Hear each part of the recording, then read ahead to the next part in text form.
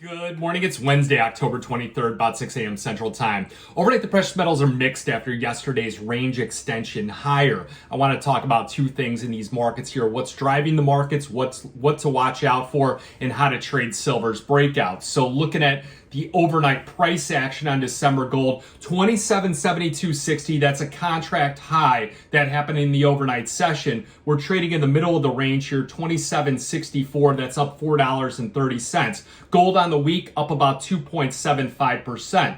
Looking at silver, that's your best performing commodity out of the 27 commodities out there, up 8.87% for your weekly performance, however, dropping about 1% in the overnight session, trading 34.76, down about 30 cents on the overnight session. Something to note here is that the recent contract high on silver, 35.07. So we're going to want to keep an eye on that. We need a breakout above that level here, and preferably on a closing basis to keep this rally and this party alive. Looking at the copper market, and something interesting to note is that silver has broken away its correlation between the copper market for the moment and focus mostly on the gold market and the gold silver ratio. So copper futures down about 1%. That's down about 4 cents here, trading at 434. Platinum futures operating as its own animal here at the moment, up $5 at 1046. Something to keep an eye on. Aluminum up $25. Palladium pulling back a bit, and the gold silver ratio at 79-1. We highlighted the gold silver ratio earlier in the week where we talked about, hey, it's going to take silver's price momentum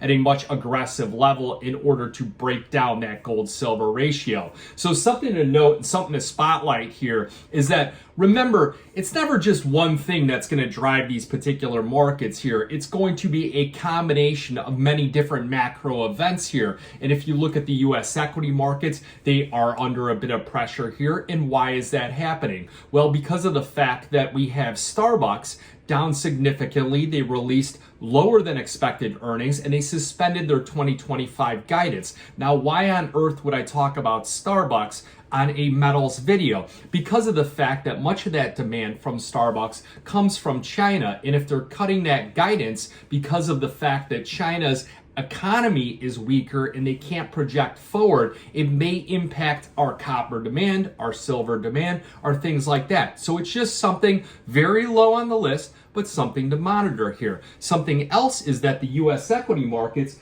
are under pressure, bouncing off the overnight lows at the moment. But also something else is that McDonald's down about 10% and continuing that sell-off in the overnight because of the fact that my favorite sandwich, the Quarter Pounder, has an E. coli breakout that killed somebody and affected quite a few people. So you get a combination of a few different stocks taking down the equity markets. People may want to trim back some of their silver, some of their risk assets, some of the things like Bitcoin. They'll start taking it off as you see the tide start to turn, because remember, the U.S. equity markets are substantially larger than the silver market. You want to consider silver as more the icing on the cake in the equity markets, in the entire global economy as the cake itself. So today we're going to see a lot more drivers on the equity markets. We're going to have quite a bit of earnings coming out from Boeing, Tesla, IBM, and Coca-Cola. They're going to be watching really that operating profit margin on Tesla. They want that number to come in right around 8%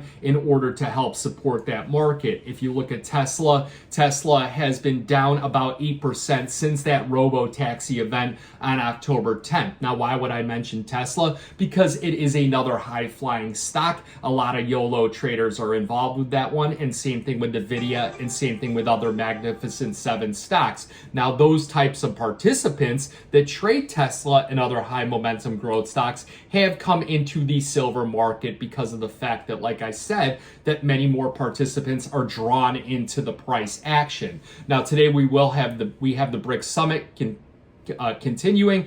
2 FOMC members are going to speak. We have existing home sales, the IMF meeting, crude oil inventories, and Beige Book. Beige Book is interesting to watch. It's something that comes out 7 or 8 times a year. The report gathers information around the 12 different regional banks as far as how their economy is performing here. And oftentimes if you see that deterioration in that economy, it can weigh in on Fed policy decisions. If we see a continued deterioration, you're going to see the number of interest rate cut expectations rise and then the size of those interest rate cuts. So right now, 89.3% chance that the Fed cuts 25 basis points at the November 7th meeting. If we start to see a bigger breakdown in the US equity picture, you could see that 50 basis point interest rate cut come into play. Now, looking at the silver market and how to trade these types of aggressive breakouts, one thing you want to do is you want to define your edges. Now, people have different periods of time that they are trading on. So if you're in this thing for the long haul, you're going to want to use your weekly and your daily channels to make sure we don't break down below those.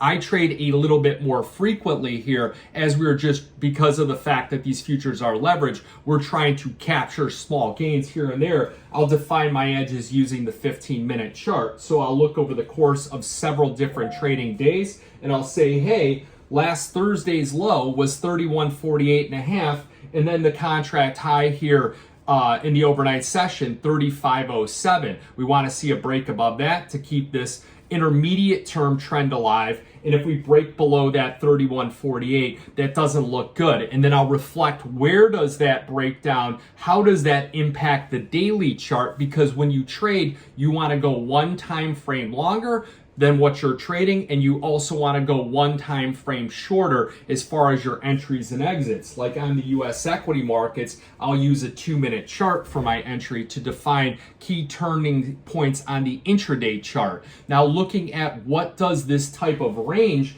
from 31.48 to 35 represent. That represents about a 10-11% move in the price of silver. Now, because of the fact that futures are leveraged assets, it could be a much more substantial impact on the amount of capital that you have in your account. So what you'll want to do is look and define your levels here and say, okay, if the market breaks 31.48, what does that do to the daily chart? And I can tell you at that point, we'd probably be going back into a consolidation phase in the silver market. Many of those excess participants would leave this market because of the fact that it no longer triggers that type of bang, that price momentum that they were looking for. The much of the gas and the wind behind the silver market would come out of it. So that, in my opinion, would say that this rally and this drive in the market is most likely done. Now, that's not to say that I wouldn't use that level as a key level of support to enter these markets here, specifically if we start to retest some of these levels that were key. Remember, the level we focused on for so much